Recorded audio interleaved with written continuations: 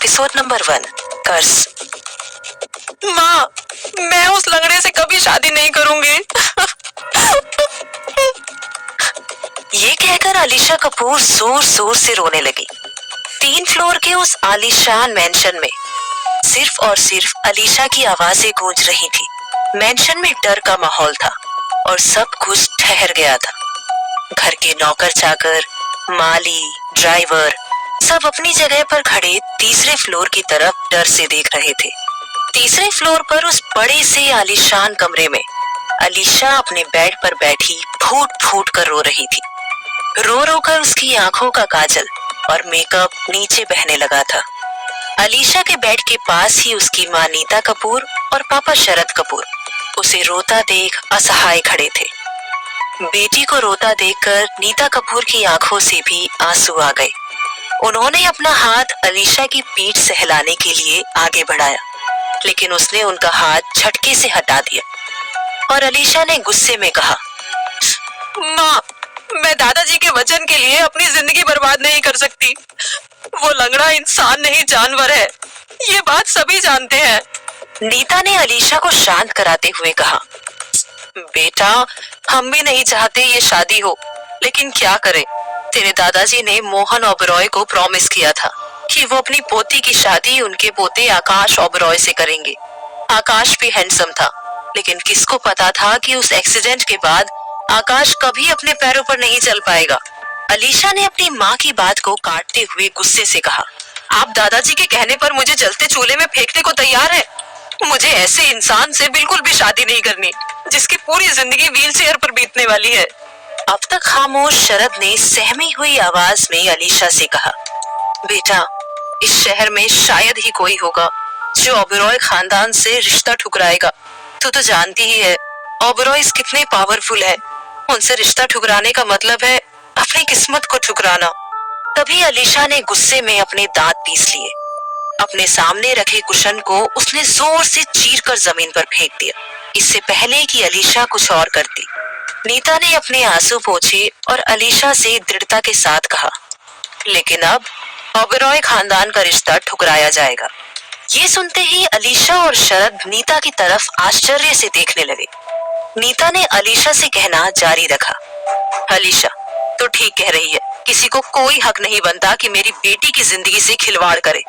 ओबरॉय खानदान में कपूर खानदान की बेटी बहू बनकर जाएगी, लेकिन मेरी बेटी नहीं। इससे पहले कि अलीशा और शरद नीता से कुछ कह पाते, नीता कमरे से चली गई। नीता तीसरे फ्लोर की सीढ़ियों से दूसरे फ्लोर पर आ गई, जहां पर वो शरद के साथ रहती थी। नीता के दूसरे फ्लोर पर आते ही घर के नौकरों में हलचल हो गई थी। उन्हें डर था कि कहीं नीता बेवजह किसी को डांट ना दे, लेकिन नीता किसी से कुछ कहे बिना ग्राउंड फ्लोर के कोने के कमरे की तरफ चली गई। कमरे के पास जाकर नीता ने देखा कि कमरे का दरवाजा बंद था, लेकिन कमरे में लॉक नहीं लगा हुआ था। नीता ने दरवाजा खोला। अंदर कमरे में 24 साल की लड़की रिया कपूर एक साधारण सी चेयर पर बैठे कानों में हेडफोन लगाए गाने सुन रही थी। साथ ही साथ वो लैपटॉप पे काम भी कर रही थी।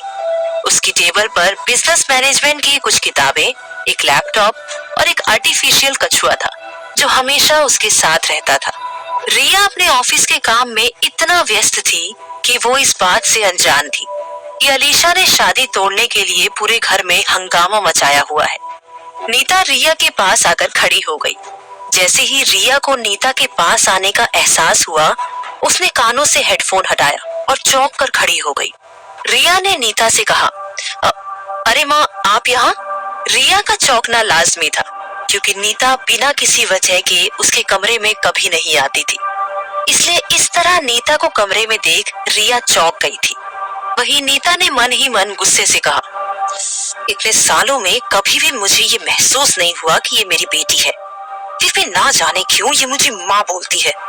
नीता ने अपने मन की बात को दबाते हुए रिया से शांत स्वभाव में कहा, माँ कहने का हक मैंने तुम्हें तभी दे दिया था जब तुम 6 महीने की थी और कोई तुम्हें मेरी गोद में फेंक गया था।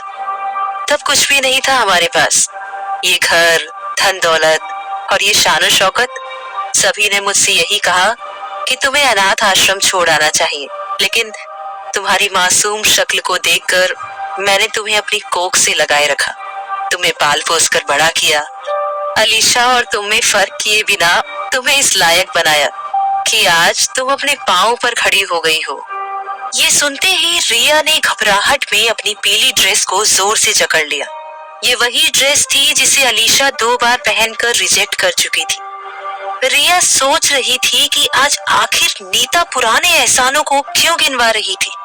नीता ने कहना जारी रखा, रिया, आज इस परिवार के तुम पर किए एहसानों को चुकाने का वक्त आ गया है। तुम्हें शादी करनी पड़ेगी मोहन ओबेरॉय के पोते आकाश ओबेरॉय से।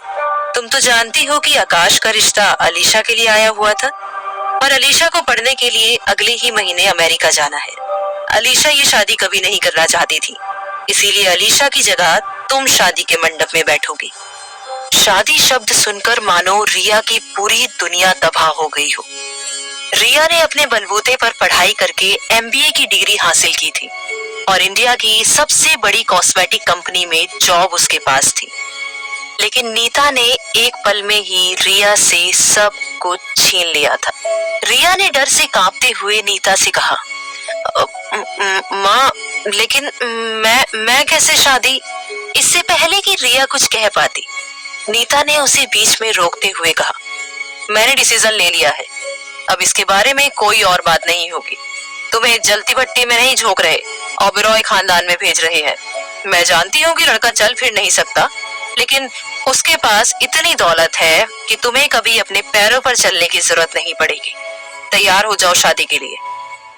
एक वो दिन था और एक आज का दिन। लोटस होटल के आलीशान कमरे में एक बड़े मिरर के सामने रिया दुल्हन की ड्रेस पहने बैठी हुई थी। रिया के चेहरे पर मेकअप डन करते हुए रिया की स्टाइलिस्ट ने उससे मुस्कुराते हुए कहा, दीदी, जन्नत की किसी परी से कम नहीं लग रही हो आप। लेकिन आप बुरा मत मानना, आपसे शादी करके उस लंगड़े की तो मानो किस्मत ही खुल गई। कहाँ आप हो और कहाँ वो। रिया ने स्टाइलिस्ट को तुरंत टोकते हुए कहा, ये क्या बोल रही हो तुम? वो जैसे भी है मेरे होने वाले पति हैं। ये सुनकर स्टाइलिस्ट ने अपना सर नीचे कर लिया। रिया अपने आप को शीशे में देख रही थी, लेकिन ठीक ही तो कह रही थी स्टाइलिस्ट। रिया परी जैसी ही लग रही थी, मानो दूधिया बदन वाली परी को किसी ने लाल जोड़ा पहना दिया हो। लाल जोड़ा उस पर यूं जच रहा था मानो कोई पेड़ लाल फूलों से लबालब भरा हो। रिया की आंखें भी मोती की समान चमक रही थी। उसके गालों की लालिमा गुलाब के फूल जैसी थी। स्टाइलिस्ट ने रिया से कहा, दीदी चलो, मुहूर्त निकला जा रहा है, पंडित जी से मुझे डांट पड़ेगी। रिया चेयर से उठी और कमरे से बाहर आ गई। जैसे ही रिया कमरे से बाहर आई, रिया ने देखा लॉन में सभी गेस्ट उसे देखे जा रहे थे। रिया को महसूस हुआ कि उसने स्टाइलिस्ट को तो चुप करा दिया था, लेकिन बाहर सभी गेस्ट दबी जुबान में वही बात कह रहे थे जो उससे स्टाइलिस्ट ने कही थी। रिया मुस्कुराहट के साथ मंडप की तरफ बढ़ने लगी, लेकिन जैसे ही रिया आगे बढ़ी, किसी गेस्ट ने कहा, लंगड़े आदमी के साथ अपनी बेटी के हाथ पांव बांधकर समंदर में फेंक दिया कपूर ने। दूसरे गेस्ट ने कहा, अपाहिज होने में किसी का कोई बस नहीं, लेकिन सुना है कि उस लड़के का गुस्सा हमेशा 7वें आसमान पर रहता है, कोई भी उसके आसपास टिक नहीं पाता। तभी किसी तीसरे गेस्ट ने कहा, ये तो कुछ भी नहीं है, मैंने सुना है कि लड़का ओबेरॉय का असली बेटा भी नहीं है, डस्टबिन से उठाया है, ओबेरॉय की नाजायज औलाद है वो। गेस्ट की बातें रिया के कानों में गरम लोहे की तरह चोट कर रही थी, लेकिन रिया के चेहरे पर शिकन का भाव नहीं था। उसने अपने चेहरे पर मुस्कुराहट बनाए रखी। वो हाथ में वरमाला पकड़े हुए मंडप की तरफ बढ़ गई। लॉन के बीचों बीच गुलाब और मोगरे के फूलों से पूरा मंडप सजाया हुआ था और मंडप में पंडित जी मंत्र पढ़े जा रहे थे। जैसे ही रिया मंडप में पहुंची, उसके पांव तले जमीन खिसक गई। मंडप में जहां आकाश ओबेरॉय होना चाहिए था, वहां सिर्फ एक व्हील चेयर थी। व्हील चेयर को शेरवानी और बरमाला पहनाई गई थी। गेस्ट की भीड़ जो अब तक दबी जुबान में खुसफुसाहट कर रही थी, अब खुलकर बातें करने लगी। भीड़ में से किसी ने कहा, देखो कितना घमंडी है आकाश ओबेरॉय, शादी में खुद आने की जरूरत ही नहीं समझी, अपनी व्हीलचेयर को भेज दिया। ऐसे घमंडी इंसान के साथ अपनी जिंदगी बिताने जा रही है रिया कपूर। वहीं आकाश की तरफ से जो बाराती आए थे उनमें से किसी एक ने कहा, सुनने में आया है कि आकाश ओबेरॉय बड़ी मुश्किल से अपने दादा मोहन कपूर के कहने पर शादी के लिए राजी हुआ था, लेकिन हफ्ते भर पहले ही कपूर ने दुल्हन बदल दी। तो फिर व्हीलचेयर तो भेजनी ही थी आकाश को। भैया, खिलाड़ी चाहे लंगड़ा ही क्यों ना हो, कंसोलेशन प्राइज लेना उसे भी रास नहीं आता। रिया भीड़ के बीच अपमानित और असहाय महसूस कर रही थी। वो हाथ जोड़कर अपनी माँ नीता कपूर और शरद कपूर को ढूंढ रही थी। रिया चाह रही थी कि भीड़ के बीच से उसकी माँ नीता आकर कह दे कि ये शादी नहीं हो सकती, लेकिन नीता ने अपनी बेटी अलीशा को इस शादी से बचाने के लिए ये ताना बाना बुना हुआ था, इसलिए वो चुप थी। तभी पंडित जी ने कहा, मुहूर्त निकला जा रहा है, वर वधू एक दूसरे को वरमाला पहनाइए।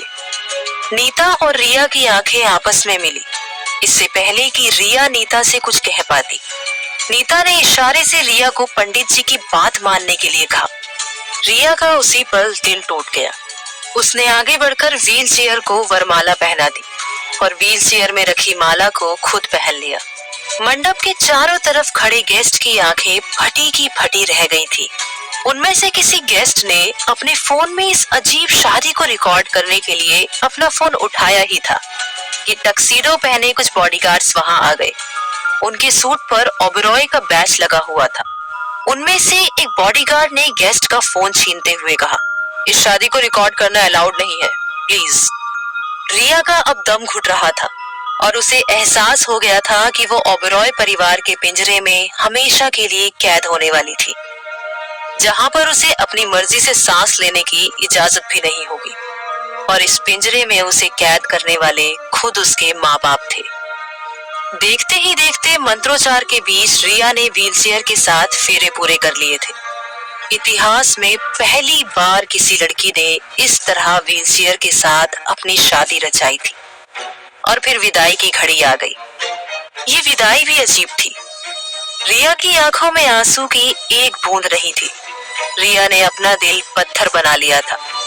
वो अपने माँ बाप और अलीशा से मिले बिना ही गेट पर खड़ी काली कार की तरफ चली जा रही थी। उसने एक पल के लिए भी पीछे मुड़कर नहीं देखा। रिया कार में बैठ गई। बॉडीगार्ड ने उस ऑटोमेटिक व्हील चेयर को रिया के पास वाली सीट पर चढ़ा दिया और कार का दरवाजा बंद कर दिया। कार चल दी, लेकिन कुछ पल बाद ही रिया को महसूस हुआ कि वो अपने माँ बाप, घर और अपने सपनों को छोड़कर किसी ऐसी अनजान जगह जा रही है जहां ना वो किसी को जानती थी और ना ही उसे कोई जानता था। आखिर कहाँ जा रही थी रिया? क्या होगा जब रिया उस घमंडी और गुस्सैल इंसान का सामना करेगी जो अपनी ताकत से किसी को भी झुका सकता था? जानने के लिए सुनते रहिए।